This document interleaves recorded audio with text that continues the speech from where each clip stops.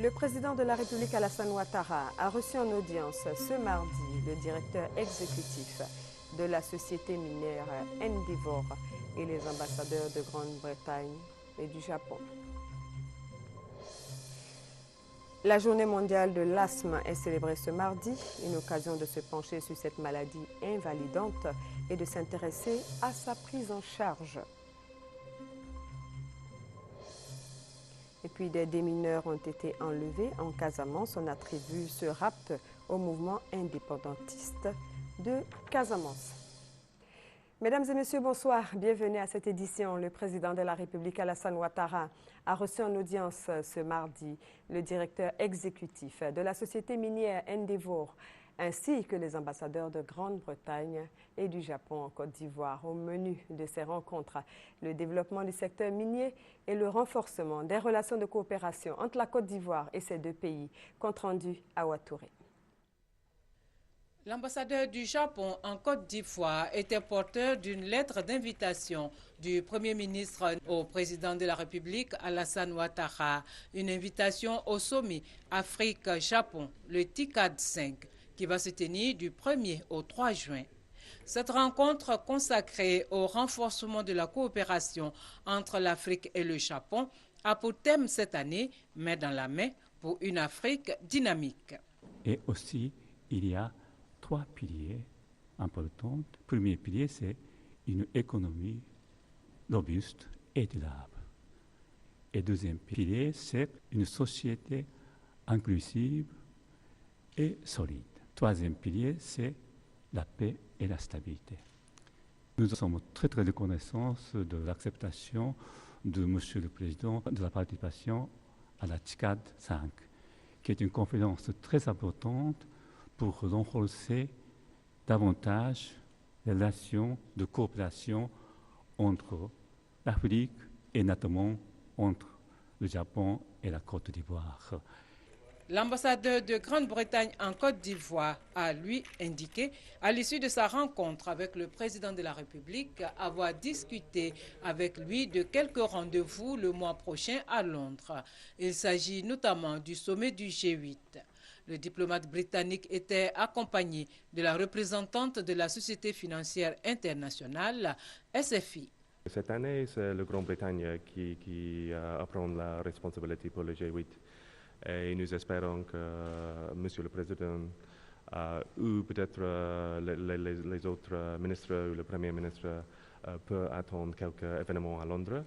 Et en même temps, j'étais accompagné par Cassandra Koba, le directeur du SFI ici, oui, parce que le SFI veut préparer une conférence, un événement pour attirer l'investissement à Londres en même temps. Dernière personnalité reçue ce mardi par le chef de l'État, le directeur exécutif de la société d'exploitation minière, Endeavour. Nell Woodier, qu'accompagnait l'ambassadeur du Canada en Côte d'Ivoire, est venu remercier les autorités ivoiriennes pour leur appui au moment de l'implantation de son groupe en Côte d'Ivoire.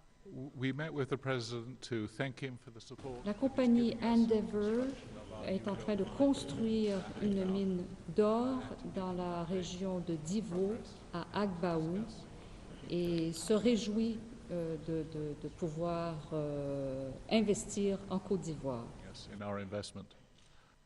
La mine d'or d'Agbaou dans le département de Divo, avec un investissement de près de 80 milliards de francs CFA, rentre en production le premier trimestre 2014. Une délégation de la Cour africaine des droits de l'homme et des peuples, dirigée par la présidente de cette Cour, Madame Juge Sophia Akufo, a été reçue en audience ce mardi par le Premier ministre Daniel Kablan-Duncan. La présidente de l'institution a exprimé sa gratitude envers le gouvernement ivoirien pour le soutien qu'il apporte aux institutions de l'Union africaine. Après cette première audience, a succédé une autre accordée au Comité international des Jeux de la francophonie. La Côte d'Ivoire accueille les 8e Jeux de la francophonie en 2017. Hugues Hervé Blé pour les détails. Conduisait la délégation de la Cour africaine des droits de l'homme et des peuples, la présidente de l'institution, la juge Sophia Akufo. Sujet évoqué à cette audience avec le Premier ministre Daniel Kablan-Duncan, la déclaration requise par l'article 34 du protocole portant création de la Cour africaine des droits de l'homme et des peuples. La juge Sophia Akufo a ici exprimé le vœu de voir le gouvernement de Côte d'Ivoire envisager la possibilité de la déposer. Le pays deviendra ainsi le 7e à le faire et le 4e en Afrique de l'Ouest. Nous avons demandé à Monsieur le Premier ministre de pouvoir considérer la possibilité de faire la déclaration spéciale contenue, n'est-ce pas, dans le protocole qui a créé la Cour. C'est une déclaration qui va permettre aux individus et aux ONG de pouvoir amener des cas à la Cour africaine des droits de l'homme et des peuples.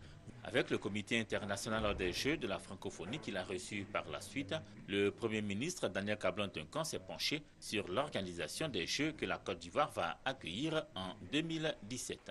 Mahaman Laouana Seriba, le directeur du Comité international des Jeux de la francophonie, a dit au Premier ministre et aux membres du gouvernement qui l'entouraient que le processus d'organisation des 8e Jeux en Côte d'Ivoire est lancé. Statutairement, aussitôt que le pays est désigné, il doit mettre en place un comité national d'organisation. Donc, nous avons livré toutes les informations nécessaires et utiles à la mise en place de ce comité. Le Premier ministre nous a rassurés, en tout cas, de toutes les dispositions que la Côte d'Ivoire prendra pour que les calendriers soient tenus. Donc nous repartons particulièrement réconfortés. Des hommes d'affaires indiens en mission de prospection en Côte d'Ivoire depuis dimanche ont été reçus en audience hier par le Premier ministre Daniel Kablan-Duncan et des membres du gouvernement dans la salle du Conseil de la primature. Les échanges ont porté sur les potentialités et les opportunités d'investissement en Côte d'Ivoire. La délégation indienne conduite par M. Anil Charan, ambassadeur de l'Inde en Côte d'Ivoire, s'est dit ouverte à travailler avec l'État de Côte d'Ivoire. Gabriel Zani. La Côte d'Ivoire intéresse l'Inde. Des hommes d'affaires indiens présents à Abidjan depuis dimanche ont déjà rencontré des ministres pour parler investissement. Ce lundi, en début de soirée, ils ont été reçus par le Premier ministre Daniel Kablan-Duncan accompagné de certains membres du gouvernement. Des questions-réponses pour mieux comprendre le contexte sociopolitique, économique et certains secteurs clés comme la santé, l'industrie, le développement des technologies de l'information et de la communication en Côte d'Ivoire ont meublé les échanges entre les deux parties. Au sortir de ces discussions, l'ambassadeur de l'Inde en Côte d'Ivoire, chef de la délégation, a exprimé l'enthousiasme des hommes d'affaires de voir se nouer des partenariats. Des projets économiques et financiers sont déjà en vue. Nous avons discuté du démarrage de projets à partir des PME dans le secteur de l'agriculture, au niveau des infrastructures, de la santé, et même nous avons parlé de cyberspace. La conclusion à laquelle nous sommes parvenus, c'est que c'est maintenant le temps pour les Indiens de venir investir dans ce pays. La visite du Premier ministre en mars dernier en Inde, lors du 9e conclave Inde-Afrique, a ouvert un nouveau chapitre sur les relations entre les deux pays, a indiqué son Excellence Anil Charan. La délégation indienne en mission de prospection dans notre pays poursuit donc ses rencontres. Cette délégation était face aux entreprises et hommes d'affaires ivoiriens. Aujourd'hui même, au centre de conférence du ministère d'État, ministère des Affaires étrangères, cette délégation a eu un bel aperçu des potentialités de la Côte d'Ivoire en matière d'affaires à travers les différents exposés des structures techniques. Herman Niamien pour le compte-rendu. Pourquoi investir en Côte d'Ivoire? Quelle est la politique de l'État pour attirer les investisseurs? Et que gagne un investisseur à s'intéresser à la Côte d'Ivoire? Autant de préoccupations sur lesquelles la délégation indienne en prospection en Côte d'Ivoire a pu être éclairée. Selon le président de la Chambre de commerce et d'industrie et le directeur général du CPC, le Centre de promotion des investissements en Côte d'Ivoire, cette mission indienne arrive à point nommé. L'Inde a une grande expérience au niveau des médicaments génériques. Et je pense que la Côte d'Ivoire peut tirer un profit de cette expertise. Aujourd'hui, nous voulons bâtir notre économie sur l'industrialisation de nos matières premières. Et donc, ça permettra de pouvoir développer ce que nous appelons aujourd'hui les PME. Parce que des petites unités industrielles installées, c'est des PME qui s'engrangent, qui se créent. Selon le représentant du Bureau national d'études techniques et de développement, des projets prioritaires sont sur la table du gouvernement, à savoir la réhabilitation de plusieurs infrastructures routières reliant la Côte d'Ivoire aux pays voisins, la construction de 30 000 salles de classe dans le primaire, la construction de 3 universités, la réhabilitation de 600 centres de santé, la construction d'un pipeline reliant Abidjan à Lagos, la construction d'un centre de stockage d'hydrocarbures à San Pedro, la construction de 20 000 logements par an à Abidjan et le développement de la riziculture pour réduire le déficit. Autant de projets qui devraient susciter un intérêt particulier chez les investisseurs indiens. Après donc les exposés, les hommes d'affaires ivoiriens ont eu des rencontres B2B avec la mission indienne. Des rencontres qui devraient se solder par des partenariats fructueux. La Côte d'Ivoire intéresse les investisseurs. Le ministère d'État, ministère des Affaires étrangères, porte à la connaissance des populations ivoiriennes qu'à l'invitation du gouvernement ivoirien, une importante délégation chinoise conduite par le vice-ministre du Commerce chinois, son Excellence M. Li Jinzhao, composée d'officiels et de hauts responsables du milieu bancaire chinois, séjournera en Côte d'Ivoire du 8 au 11 mai 2013.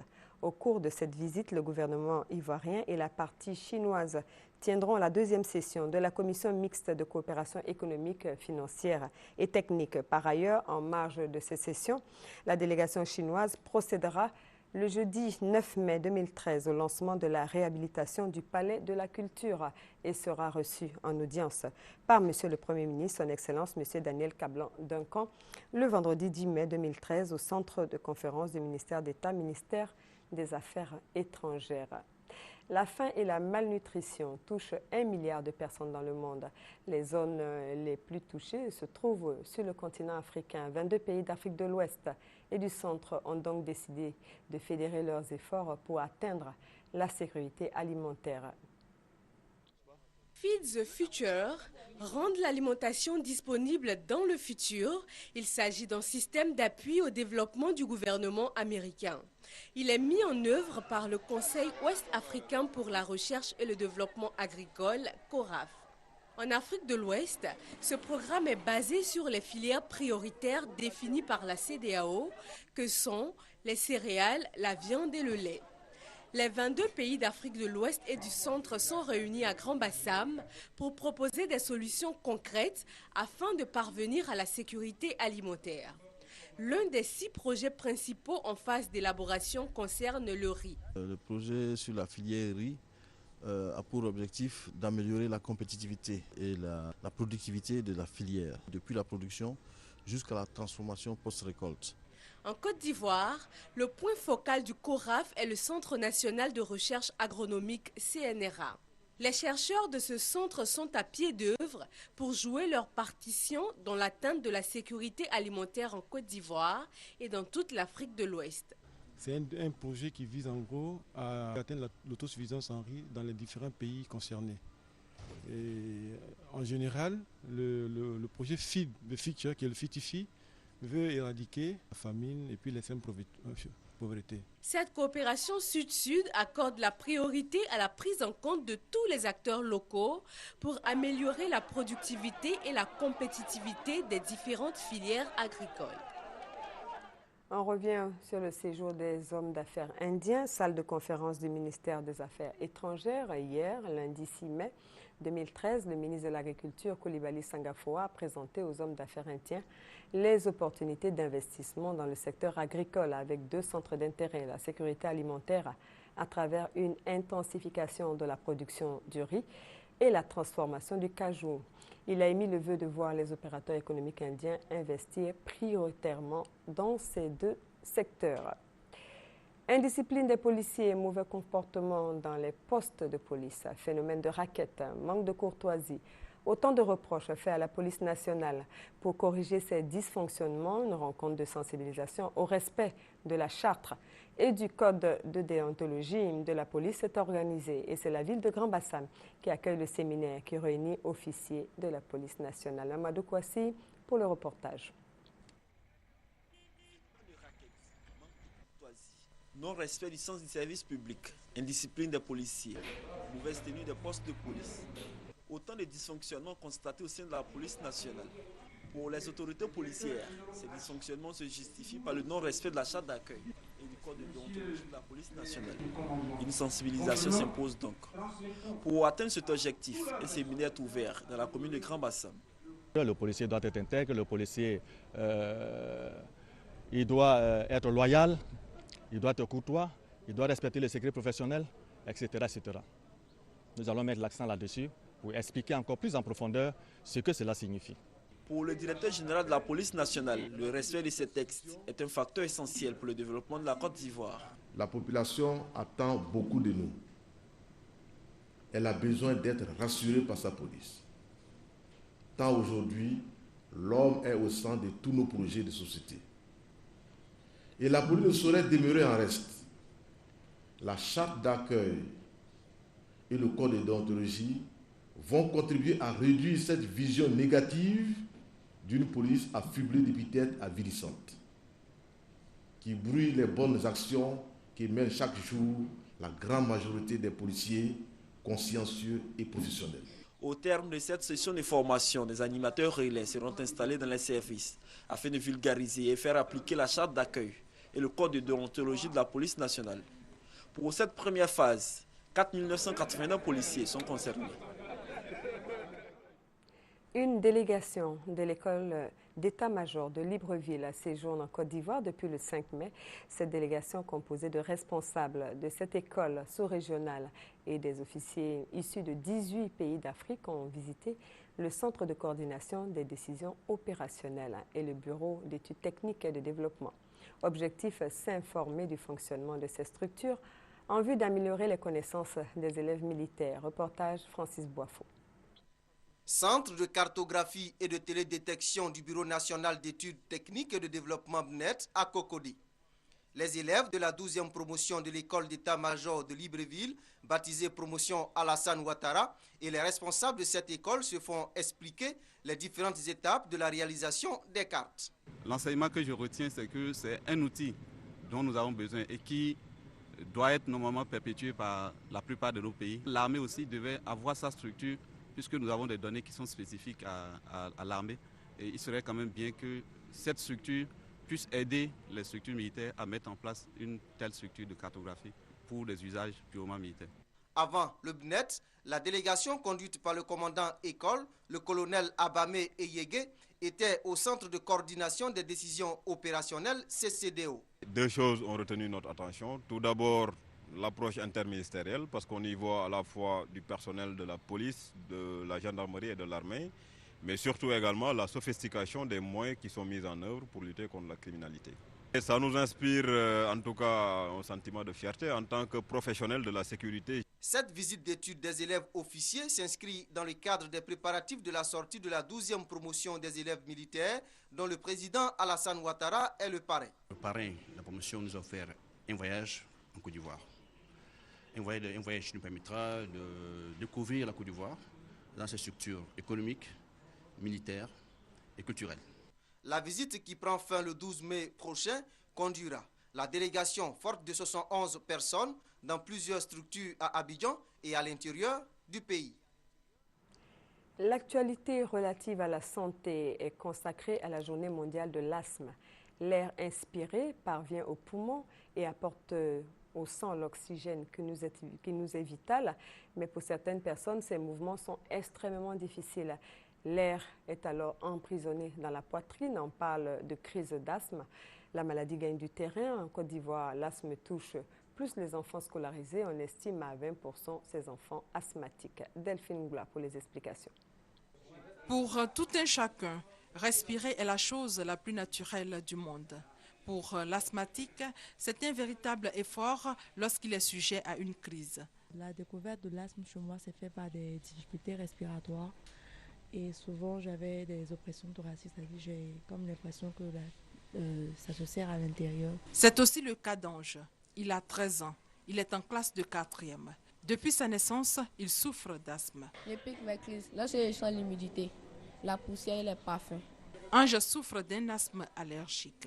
À l'école, il n'utilise pas la craie, il n'efface pas le tableau, il ne balaie pas, il ne joue pas dans le sable, il ne supporte ni l'humidité, ni la fumée de cigarettes. À cela s'ajoute le coût des médicaments jugés élevé. Ma grand-mère a trop dépensé cette maladie, car les médicaments coûtent cher. Aujourd'hui, je m'engage à lutter contre l'asthme. Je veux qu'on m'aide à créer une ONG pour lutter contre cette maladie. Ange a décidé de mener le combat contre l'asthme. En Côte d'Ivoire, 20 enfants sur 100 sont asthmatiques.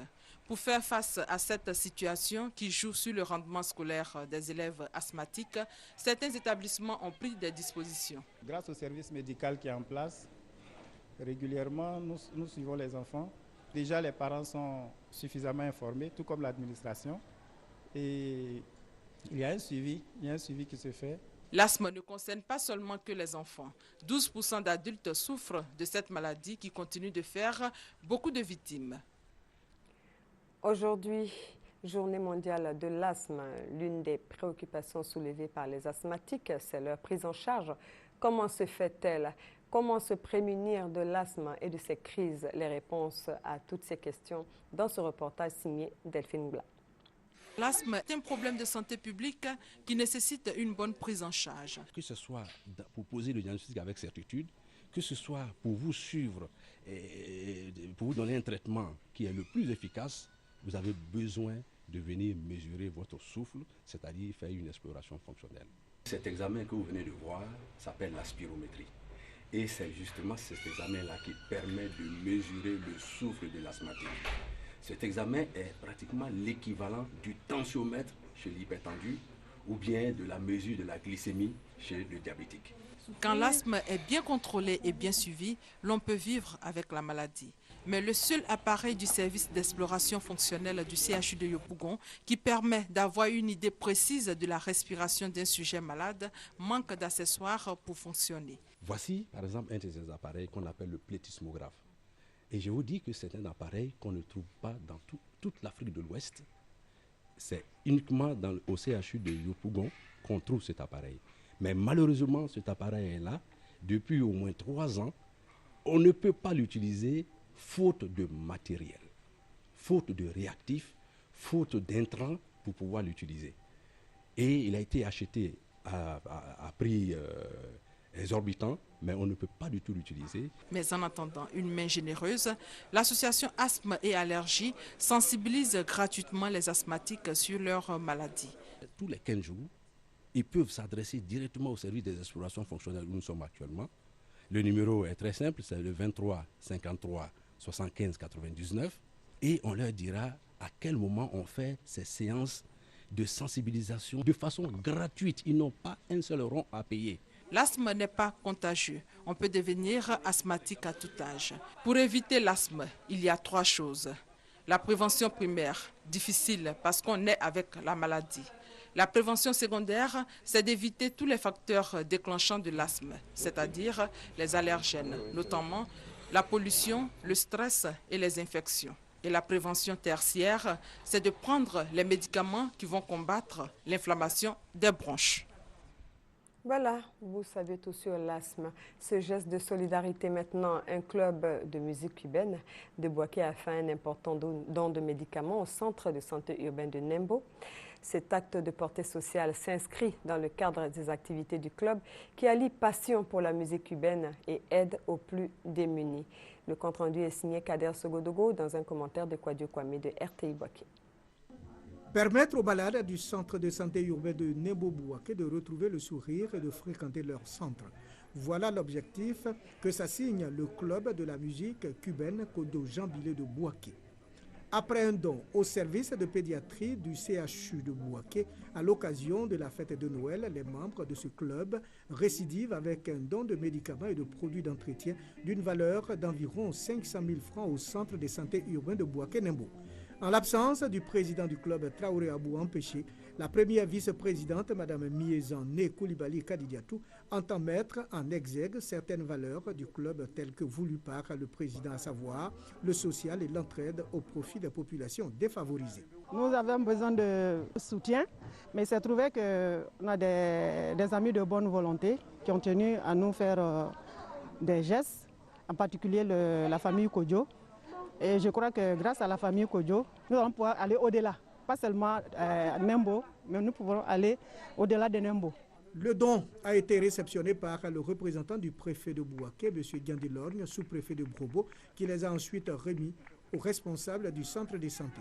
Dr Kwasi Jean, médecin-chef de la structure, a tenu à saluer cette initiative qui vient à point nommé. Lorsque vous recevez un malade à qui vous donnez une ordonnance et qui ne peut pas l'honorer pour 500, pour 1000 francs, et que vous ne pouvez rien faire, vous voyez ce malade-là aller à la mort.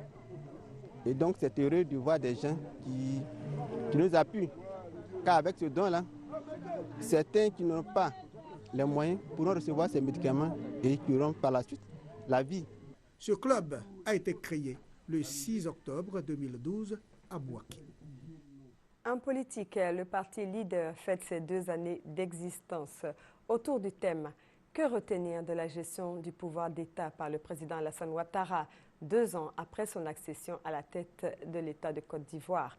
La question a fait l'objet d'échanges animés par la direction de Leader, Liberté et Démocratie pour la République. Hier, lundi 6 mai, ce parti d'opposition a fait le bilan des actions menées par le gouvernement en 2 années d'exercice du pouvoir. Le compte-rendu est signé Léon Brou. La réconciliation nationale, la bonne gouvernance, l'amélioration des conditions de vie des populations, l'émergence de la Côte d'Ivoire à l'horizon 2020, 4 chapitres du programme du président Alassane Ouattara, passés au peigne fin par la direction de Leader, Liberté et Démocratie pour la République. Pour ce parti politique, pas d'avancée significative dans ces 4 domaines, 2 ans après l'exercice du pouvoir par le chef de l'État. Leader propose donc un changement. Cette coalition, pour que nous ayons en face du président Ouattara une opposition capable de faire l'alternance en 2015. Les questions foncières, les questions électorales, les questions de sécurité, les questions de diplomatie, les questions de justice sont des questions sérieuses que l'on ne peut pas toujours remettre au lendemain. C'est pour cela que j'ai lancé cet appel. J'espère qu'il sera entendu. Désarmement, réforme du foncier rural, emploi jeune par la promotion des secteurs de l'eau, du pétrole, de l'électricité et des télécommunications par exemple, sont autant de programmes à développer par cette coalition une fois au pouvoir. Mais avant, Leader souhaite des élections transparentes, apaisées et équitables en 2015 et les conditions pour ce parti politique sont au nombre de 4. Actualisation de la liste électorale, présence de l'opposition au sein d'une commission électorale réformée, recensement général de la population sans mention de l'ethnie, définition d'un statut pour l'opposition politique. À l'étranger, en Casamance, des démineurs ont été enlevés vendredi dernier. Ils étaient sur le chantier entamé par l'ONG Handicap International.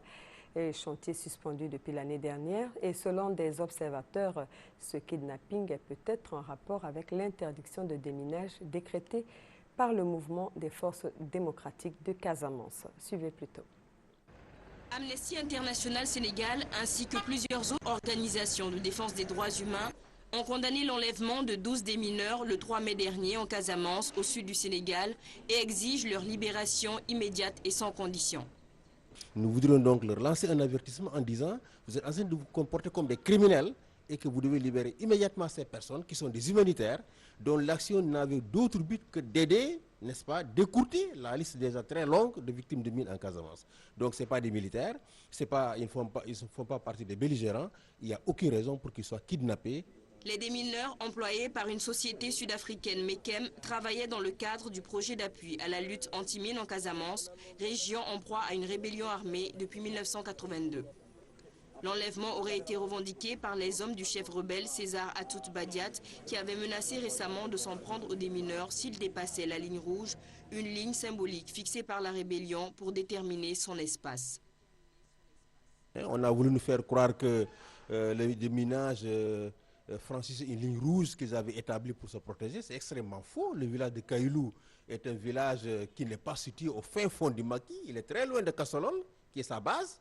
Donc venir arrêter des gens à Kailou et dire que c'est pour protéger sa base de Kassolol est extrêmement faux. Il a des buts, n'est-ce pas, qu'il veut accomplir en prenant ces otages-là. Nous voudrions lui dire simplement que ce sont des buts criminels. Le Centre national d'action anti-mine au Sénégal a indiqué que le matériel de déminage n'a pas été emporté par les rebelles. Il a toutefois ajouté qu'aucune décision n'a été prise au sujet de la poursuite ou de la suspension éventuelle des opérations de déminage. Voilà, ce communiqué, avant de nous séparer, dans le cadre des rencontres périodiques avec le secteur privé, le directeur général des impôts convie tous les transitaires à une séance de travail qui aura lieu le mercredi 8 mai 2013 à 15h30 au centre des impôts de Cocody. Et vu l'importance de l'ordre du jour, la présence de tous les opérateurs économiques du secteur du transit est nécessaire. Et puis, RTI reçoit la grande émission de RTI 1. Vous sera proposé à partir de 21h, animation Victorien Angwa-Tché, et l'invité, c'est le ministre de la Construction, du Logement, de l'Assainissement et de l'Urbanisme, M. Mamadou Sanogo. Excellente suite de programme sur notre chaîne et à très bientôt.